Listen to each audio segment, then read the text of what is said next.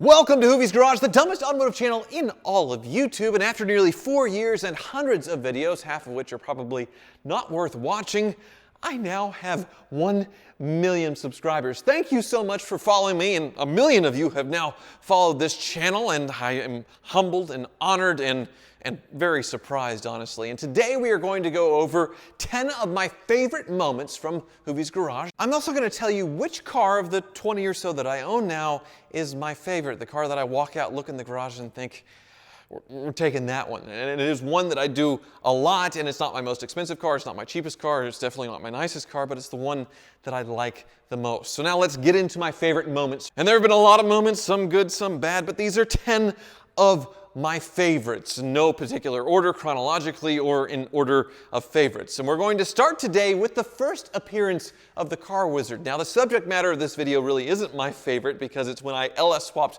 my Porsche 911, which was a terrible decision, cost way too much money, ruined the car, I broke it shortly after that, and then just dumped it for a massive loss. But it is the first video where I introduced my mechanic, David, and I wasn't even calling him the Car Wizard yet. And as you'll see, his on-camera presence, well, he wasn't exactly a fish to water when it comes to YouTubing. You're standing here staring at me. Look there. But before my Porsche motor is yanked and shipped off, I wanted to do a little automotive CSI to figure out what happened. A lot of people think the symptoms are classic of an IMS bearing failure, which, if that's the case, there would be a lot of metal shavings caught up in the oil filter. If there's a bunch of plastic pieces caught up in there, then it might be a new timing chain tensioner, and my chain is scraping away at the plastic guide rails. So I got David here, and we're going. he just death stares at the camera. He can't look away. It's like he's a serial killer. And obviously, he's improved very much over the years. That was nearly 3 years ago when we filmed that. He now has his own YouTube channel with almost 300,000 subscribers, and he's great on camera with me, and I've improved a lot as well. I started out just reading from paper, glued to the camera or taped to the camera tripod. And it's kind of why I sounded like a news anchor or a game show host early on, because I was literally reading from this paper kind of like it was a script. I had no off-the-cuff skills at all. So the early videos are pretty cringy for me to watch. But despite my horrible delivery method where I am reading from paper and editing in Windows Movie Maker, which hadn't been updated in 10 years, I did have one early video go viral. It was my first viral video. And before this point, I was making maybe $10, $15 a day on a good day on YouTube, and this one really surprised me. My 2007 Mercedes S600, it was my 1-year ownership report. I bought this thing for $4,500 with a bad engine, put a used V12 engine in it, and fixed a bunch of different things where I was $14,000 into this beautiful 2007 S600, less than 10% of its original purchase price, and I showed you everything about it, why I loved it so much, and for some reason it took off. But it didn't take off the first day. I posted it on a Friday, and Saturday it started to do better, and then Sunday.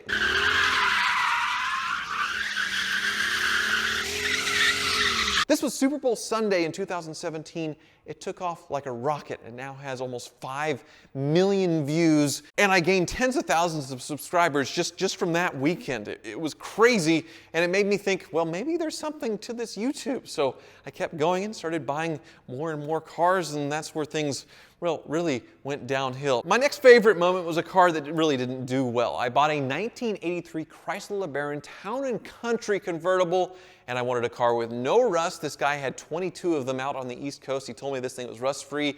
It showed up with a bunch of rust. So bad. It was total. It was a complete disaster, and there was no point in fixing it. The only thing I could think of was just digging a hole and burying it, which is exactly what I did. The wizard let me dig a hole in his land, and we drove it into the hole, and then we pushed all the dirt on top of it, and we waited a year before we dug it up. It looked like a disaster, but it actually turned over and started.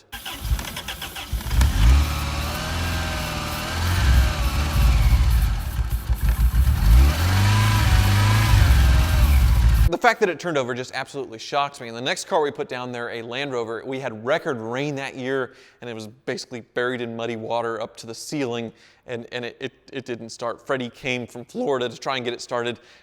It didn't happen. Now, the next car on my list of favorite moments is my 2005 Rolls-Royce Phantom purchase. I had gone to Chicago many times because I have family up there, and I saw this beautiful dealership on the Magnificent Mile in Chicago, and never thought that I would be able to buy a car from there, let alone a Rolls-Royce Phantom, but I did. The cheapest Rolls-Royce Phantom in the USA, and despite being at the fanciest dealership in the country, it was an absolute hoopty. It had warning lights all over the place, all kinds of issues, cosmetic and mechanical, but it was still just an amazing experience, and it went viral. It was shared all over the place, including on websites like Worldwide Hip Hop, to see what hip hop people thought of me. And my car purchase was quite funny, but just the experience of buying that car and driving it home, having a Rolls-Royce Phantom, was a huge purchase.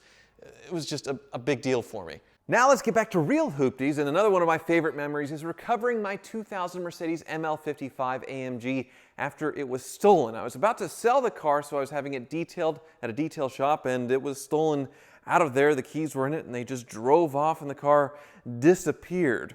Now, things got crazy when I got myself on the news and told everybody to be on the lookout for my brown AMG Mercedes SUV, pretty much the only one like it in town. Yeah, so a local car guy has a collection of cars he calls the Hoopty fleet. And it was spotted, police found it, was in a hot pursuit, and then abandoned in a field. And when I say abandoned, they actually drove it several yards into a field of trees, used it as a bulldozer, and amazingly, the car wasn't that damaged, mowing over trees really thick, and just a few scratches, little minor things, and it was back on the road. I was still able to sell it.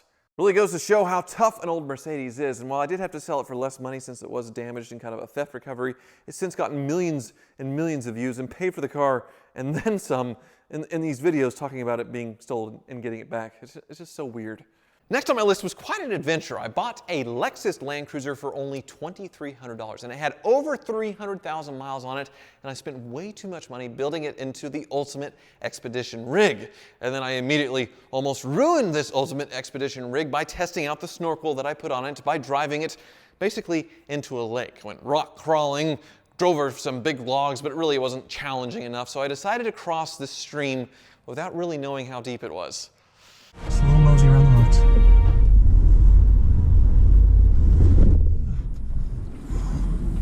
Right, water is coming in the cabin. All right. Come on. Come on, baby. Oh, water is pouring in.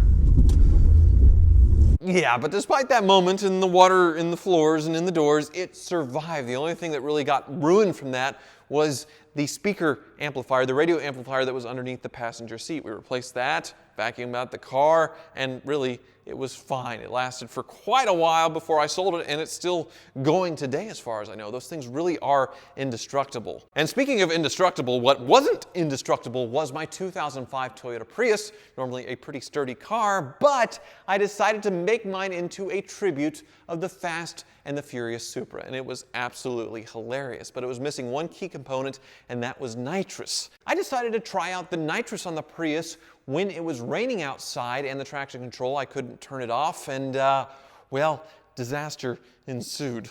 What you need? I need some nitrous. You need some nitrous? And button. Whoa! Oh, Jesus! 1 second of nitrous put multiple holes through the block of the engine. Now, I didn't kill the car. I got a used engine despite the Prius being totally worthless, and I fixed it and sold it on to another YouTuber, Daily Driven Exotics, who sold it to another YouTuber, and it's out in California, driving all around Southern California. It even went to some of the places where they filmed The Fast and the Furious, which is just absolutely hilarious, with some of the cast members of the original Fast and Furious movie, which is even more hilarious. Hector and Jesse rode in that thing. I just can't believe it. It's one of those crazy pinch myself moments, kind of like this garage. Being able to build my dream garage is another favorite moment of mine over the years. As you can see behind me, I have this beautiful BenPack lift. This garage, I bought this house and it was a normal kind of oversized 3-car garage, but we did this addition to pull things way back here, and BenPack, I really wanted to work with them to put in this crazy lift that looks like the cars are floating on platforms.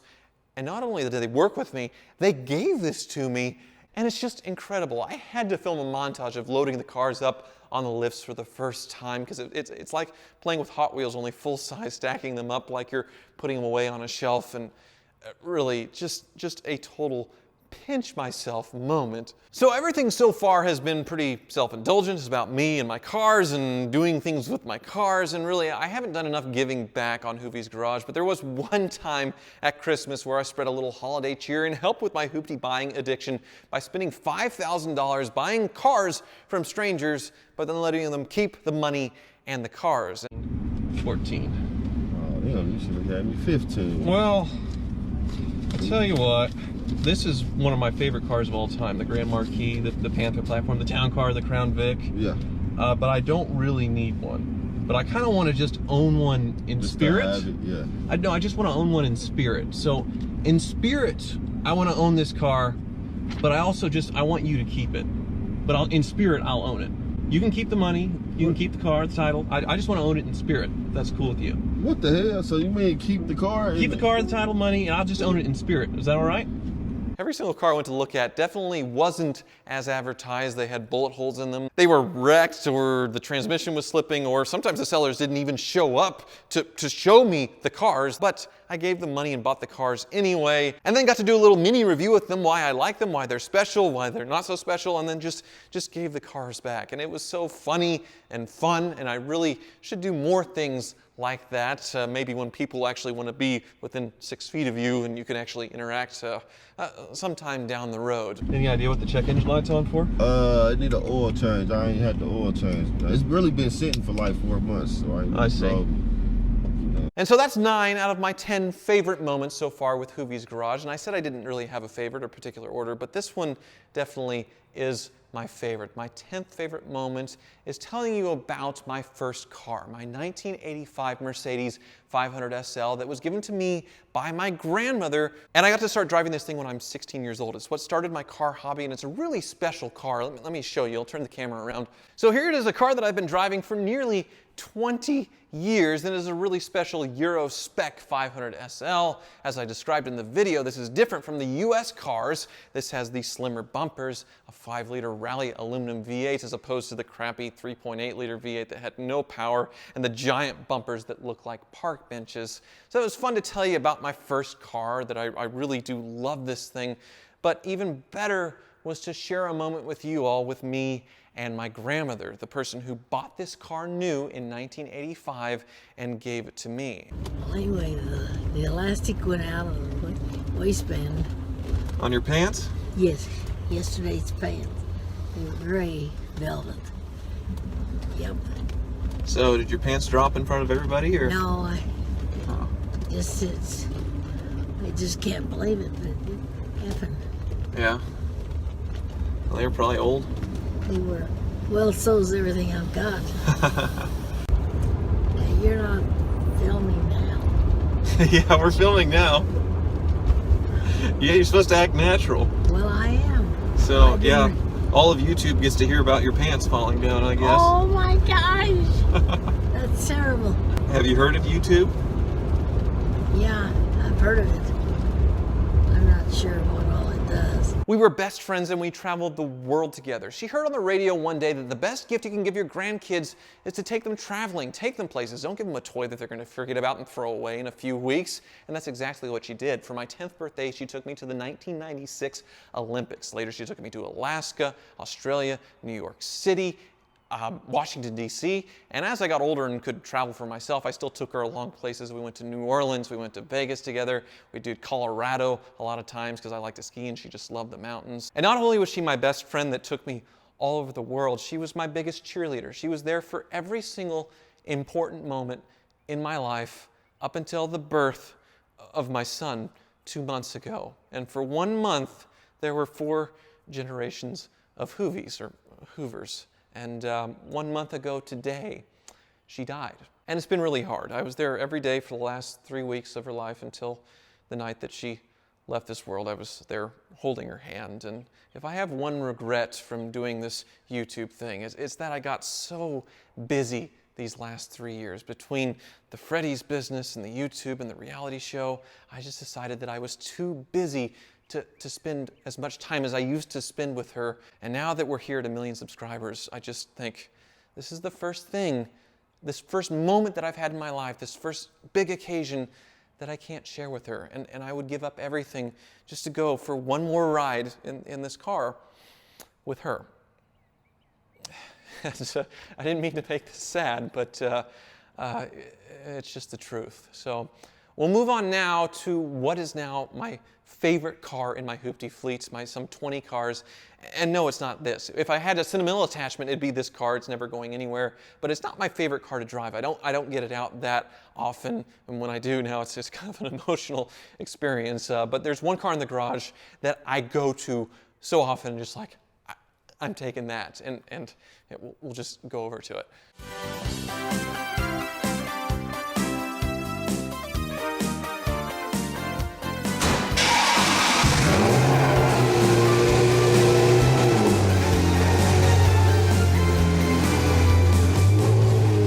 Yep, my favorite's not the Phantom. Pretty close. I love land yachts, nor is it either of the Lamborghinis, although they are very fancy and fun. It's this 1990 Ferrari 348. Oh. The exhaust note is amazing, but it's not that. It's not fast by any means, and it certainly is a Hoopty. I mean, look at the seats, the house carpet, the paint job. But it's perfect for me because I can drive this thing without fearing that it's going to get another little ding or another scratch, or you know, I let it outside in the rain and it just gets ruined and devalued.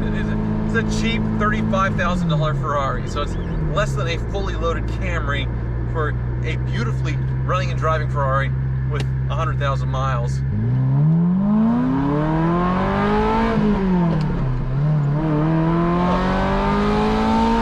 Oh, the gated shifter too.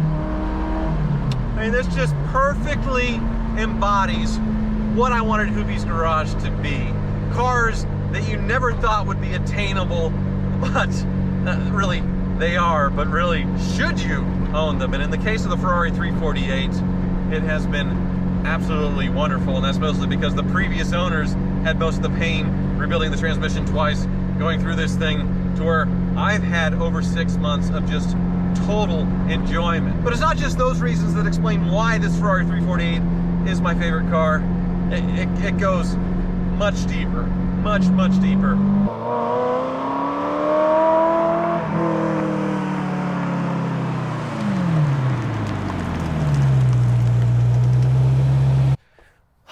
So, not only is this car incredibly fun to drive and just gorgeous to look at, and it encapsulates the mission of Hoopty's Garage perfectly, if there is a mission, it's also a total dream fulfilled. When I was little, I had every single scale model of the Ferrari 348 you could get. It was my favorite car, and it was the first exotic car that I ever had a chance to drive. My dad surprised me with a rental of one in Las Vegas when I was a teenager. So I've always loved this car, and because of you all watching and subscribing, I own one and a lot of other dream cars, and I appreciate it so much. Now, I am incredibly fortunate to be where I am at 1 million subscribers, and a lot of it was complete luck. It started with me meeting Jeremy Clarkson, the Top Gear trio, when they first started the Grand Tour. I got to be at their taping, met them. I was able to get my foot in the door writing articles for Jalopnik, and that led me to connect with Doug DeMiro and move with him to autotrader.com/oversteer, start making videos, and then riding his coattails into